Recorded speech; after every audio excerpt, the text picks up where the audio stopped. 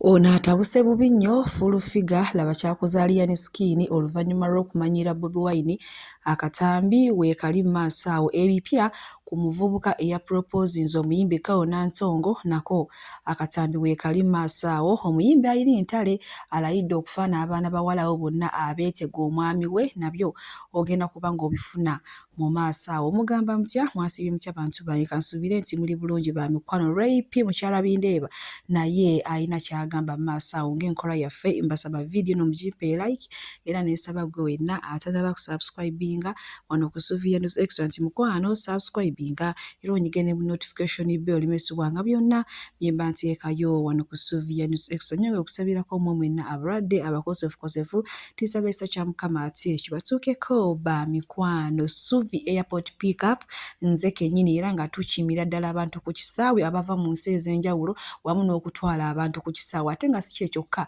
ne bw'oba nga oli mu kibuga oli Jinja oli Mbaala oli ludda wa naye ng'oyagala kutambula nange wonna okutuusa gy'oyagala ensonga ezo nzikolerako ddala mukwano. So mumpagire ennamba zange weeziyaawo ez'essimu ngenda kuba nga nkwasaganya bulungi nnyo nyi ddala munange sigenda kulwisa era nga nkutandisa n'omukyala Full-Figure ono nno avuddemu omwasi n'atabukirawo bonna abamugamba ayogere ku nsonga za Lion Skin zino zeyalabikiddwako ezibadde zigambibwa mbu simanya babadde bagenda mukuba amasasi oba yasimattuse okufa agambe mwogereko kyoyo upcoming eyagwa edda atalina kiddako amannya kya Bobi Wine biki banange bingi byayogedde omanyi Full-Figure wakwagala akwagane ate wakukoowa mukwano ndowooza ne w'omuyita mu maaso emmeeme emusinduukirira kale aba akatambi nze Full-Figure nga atabukidde yali omuyimbi by the way yalina mwana we mugambe mwogereko ki yagenze kulumba banguda anoonya naye kamubaaka bajja kikuba kirebeza amatama bajja kukyutulisa bigenze biwumpuguma birumba Bobi Wine mbongono musimanyi mwaruwa oba osobola kukkiriza nti Bobi Wine alina namba azirayo amaanyi oli musiru ate omutoletoole kyekikusumba Bobi Wine ebintu byali yabikolerera emyaka mingi ebbanga lyayimbira ne music wajja ayimba ng'ayogera nga wa message wakajja okyali mu upcoming bukulemedde bukutuddemu ogaya makoola obumpugumira ku Bobi Wine mwaruwa bajja bamukyafa nnyo mmwe ng'ebikere ate munna babikozesa nabyo ne bikkiriza bakidampinga dda naye okuba kibuyabuya olwakiyise ne kigwa battukana bye bya Full-Figure nga tubiziza ku bbali nkubuze butereevu paka ate wa Carol Nantongo manyi kati intaneti yonna yabuutikiddwa omuyimbi ono oluvannyuma lw'okuproposingibwa omuntu kwegamba bali tasuubirwa ye no pengepenge yavuddeyo n'abijweteka ebigambo n'agamba nti yena kati tannaba kukikkiriza nti omwana ono aliko oluganda ne Papa Misa Kisemakula si mwana we ddala wabula amuliko oluganda muno yavuddeyo n'aproposinga Carol Nantongo nti ye abadde amanyi musajja mugaga agenda omuproposinga bukale okusinziira n'eyisaaye ennyimba zayimba n'ebirala banange pengepenge naye nga ye Carol Nantongo mukwano gwe bataddeko akawita olowooza teyakiguddeyo ku mukolo si kati alemererwa okuyimba naye nga naawe wona badde bagamba nti omusajja muto biki guno omwaka badde bagenda wezi emyaka 8 nga bakyedeetinga so mwe mwenna aboogera ebigambo bye mutamanyi bano abantu tebakeekwana wabula beekwanidde emyaka egiweera ddala era omusajja bwe yatuukidde okusalawo n'agamba kamproposinge mwana muwala ono abadde amaze okulaba ekintu kyatwala sigamba nti baako emiti nga simanya mwaka gumu 2 3 emyaka 8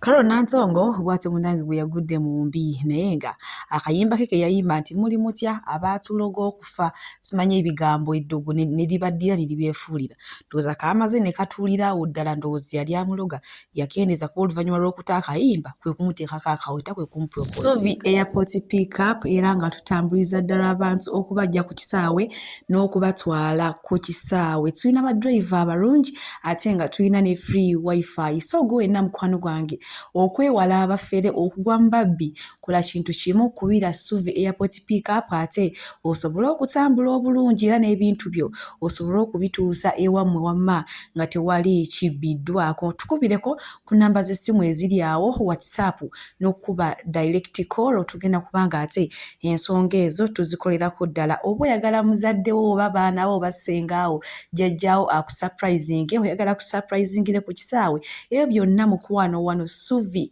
Airport Pickup tubikolerako ddala mukwano okujjukiza weewala abafere kolagana na Suvi Airport Pickup. Ate nga bbeeyi yanseko buseko kati simanyi gwena atannaba kubuukinga Suvi Airport Pickup omukama bankubire tutambule bulungi. Munange bwe tweyongerayo ewa RP mulina maaso wano lyo ndowooza munange asazeewo abuulirawo bonna abaana b'obuwala ndowooza oluvannyuma lw'okulaba nga abaana ennaku zino abasinga bafumbirwa mangu ate ne bafuuka oba single mother kuba osanga omwana myaka 24 myaka 14 myaka 17 16 ng'alina omwana omusajja yamuzaalamu n'amusuulawo munange ekyo kiba kikyamu nnyo okuva ku myaka 27 okudda wansi eno mukwano awo tolina ndowooza kuzaala tolina nakubeera na mu serious relationship naye waweze emyaka 28 okudda waggulu awo olina kutandika mukwano omwawo obadde oyina onogolemu gw'olaba nti ono alina gy'agenda okuntwala mu bulamu bwange obw'omu maaso kale mulina maaso wano. You are still young, please enjoy life, but you will clock 30 and then you'll start panicking. Because at 28, you need to be dating someone who is now very serious. Like you are starting to count your future. You are starting to look at your future like, how is my future going to be? Is it going to be bright with this person or I'm wasting time? So at 28 is when you need to start being serious then, so that by 30, you are now ready to settle for marriage. But if you clock 30 and you have not yet dated, you've not yet found that man that you think you want to settle with, then that is where the problem comes from. So sweetheart, my dear ladies out there's a lot that we have to talk about. It's just that I am always so busy, I'm always so busy. My hands are full with Irish twins and I am grateful, alhamdulillah. Sitoma, I am not complaining. But all in all, there is a lot that we have to talk about because I see so many people attacking people's husbands, so many people attacking people's husbands on social media. Like this person probably, let me say they are doing their introduction or their wedding and then everyone is like, did you see his shoe? Did you see his height? Did you see his eyes? Did you see his mouth? Did you see his teeth? Did you see... Who told you that? Oh, where do you want us to get this perfect man? The perfect man that you want to look at and you are like, the same way people be attacking people's kids. Like, this is a baby that you're attacking. Oh, like they are so innocent. If you want to, you just want to attack rape, just attack rape. If you want to attack this, you want to attack this person, just attack that person.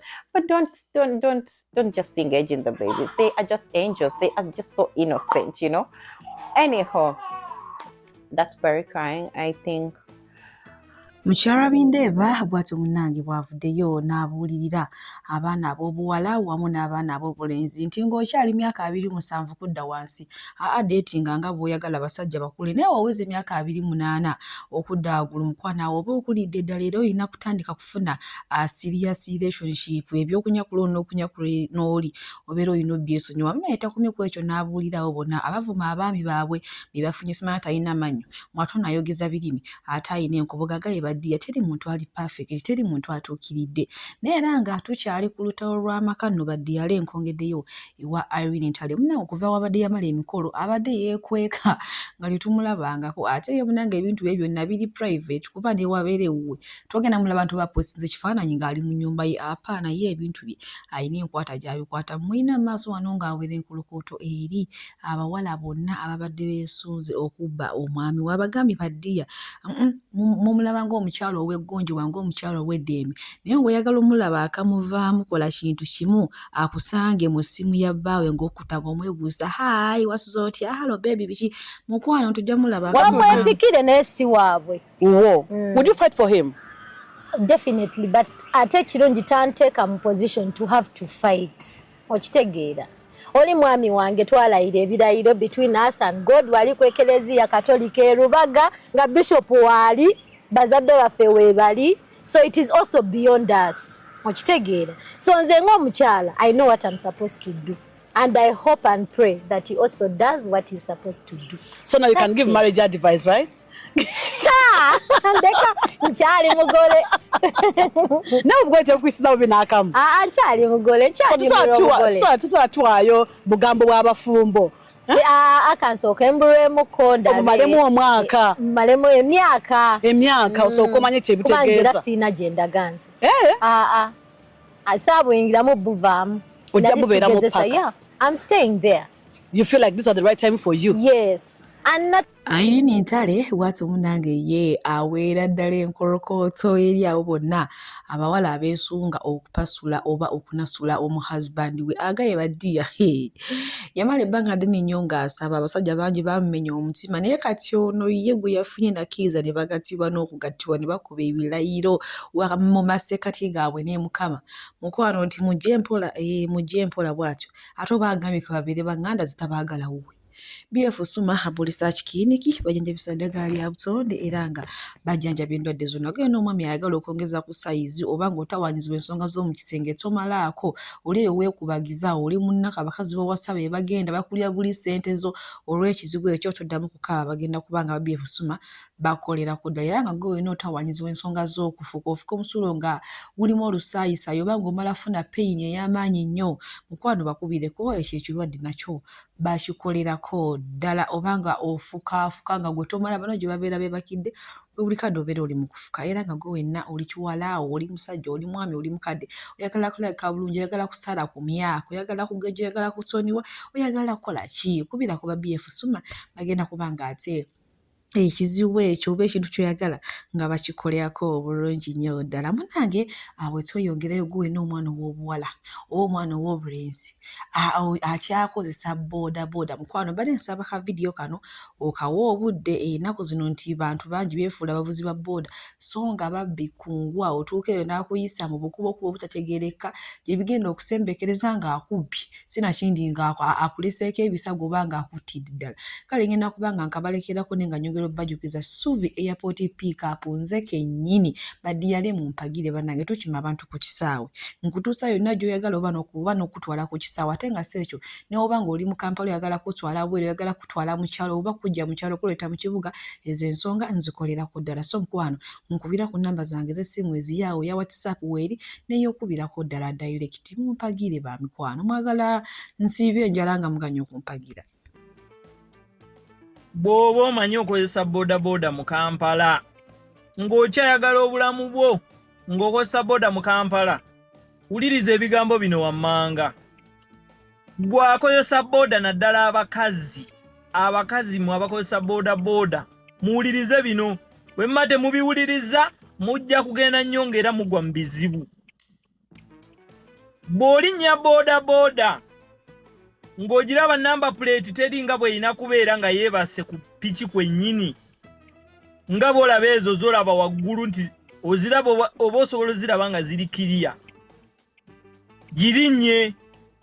Bw'oba ogiraba nga yeebase ku piki kwennyini n'omuntu ali ewala asobola ogiraba eri seefu girinnye. Bw'olinnya boodabooda bw'ogenda ku boodabooda neeyimirira ng'olaba namba plate bagibendinzeemu nga bw'obeera eri olabako za waggulu zokka ennamba tosobola giraba. Gireke gyesonyiwe toyina kyopapa ojja kufuna picha ennungi nnyingi nnyo mu kibuga bw'otuuka ku boodabooda nga namba plate bagifunyizaamu ng'etunula kyengulu etunula mubire nga n'omuntu ne waali emabega tasobola giraba. Gyesonyiwe mwanyinaze gyesonyiwe gwe muwala gwampuliriza gyesonyiwe mugambe genda otambule weeyongereyo. Nkaddamu bw'olinnya boodabooda nga namba plate etunudde waggulu bonna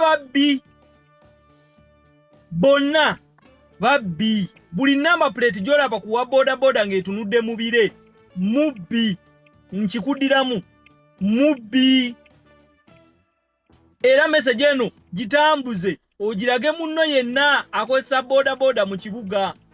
Bw'olaba namba plate nga yaggwako terabikira ddala tolinnya mubbi. Namba plate etunudde mubire tolinnya mubbi. Akututte ayita mu ppanya gye mutayitamu waliwo ekizikiza agamba ayagala kufuka oba ekitegeera waliwo ekizikiza agamba ayagala kufuka mubbi. Totawaana oyina sente z'ogenda kusasula tokkiriza kuyisa mu ppanya. bodaboda tezibeera nnyo mu jjaamu, oyina sente zo ogenda kuzisasula, lwaki okkiriza okuyisa mu ppanya?